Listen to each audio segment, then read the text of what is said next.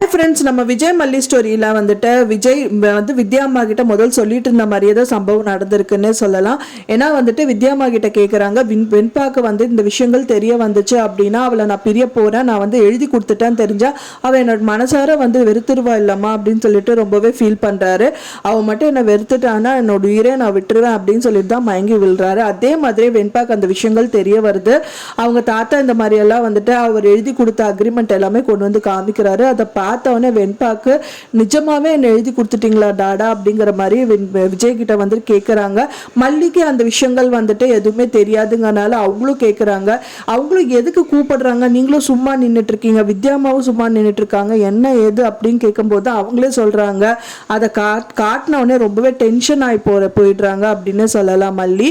அதை பார்த்தோன்னே விஜயை வந்து ஷர்ட் பிடிச்சி இழுக்கிறதும், மல்லியை பார்த்தோன்னே வந்துட்டு விஜய் வந்துட்டு தவிக்கிறதும், அண்ட் தென் வந்துட்டு வெண்பா பாப்பா வந்துட்டு எனக்கு நீங்க வேண்டா டாடா, நீங்க பேட் டாடான்னு சொல்லிட்டு மல்லியை போய் கட்டி பிடிக்கிறதும் அழறதும் இந்த மாதிரி சம்பவங்கள் வந்து தான் வந்துட்டு எபிசோட்ஸ்ல காமிச்சிருக்காங்க. ஸோ இதுக்கப்புறம் வந்துட்டு வெண்பாக்கு இத்தனை நாள் வந்து யாருக்குமே தெரியாத விஷயங்கள் வந்து தெரிஞ்சிருக்கு. மெயினாக மல்லிக்கும் வெண்பாக்கும் தெரிஞ்சிருக்கு. ஆனால் இதுக்கப்புறம் அவங்க என்ன பண்ண போறாங்க, மல்லி எப்படி ரியாக்ட் பண்ண போறாங்க அப்படிங்கிறது தான் வந்து கதைக்களம் நகரம் இருக்கு. கண்டிப்பாக வந்துட்டு வெண்பாவை வந்துட்டு என்னதான் விஜய் வந்து விட்டு கொடுத்தாலும் மல்லி வந்து விட்டு கொடுக்க மாட்டாங்க. என்னதான் அவங்க நடிக்க வந்திருந்தாலும் ரியல் அம்மா மாதிரி தான் வெண்பாக்கு இருக்காங்க. ஸோ அதனால வந்துட்டு என்ன இருந்தாலும் சரி உங்க சொந்த பொண்ணை ஏன் விட்டு கொடுத்தீங்க அப்படிங்கிற மாதிரி தான் அவங்க கேட்குறாங்க.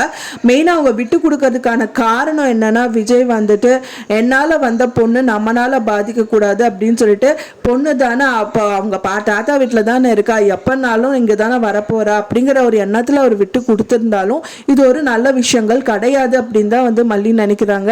அப்புறம் பழி சொல்லும் வந்துட்டு அவங்களுக்கு தான் வரும் அப்படிங்கிற மாதிரி அவங்க ஃபீல் பண்ணுறாங்க. அது மட்டும் இல்லாமல் வெண்பா மேலே அவங்களுக்கும் உயிர் இருக்குது. அவங்களும் வந்துட்டு ரியலாக தான் வெண்பாவை வந்து அம்மாவாக பார்த்துட்ருக்காங்க.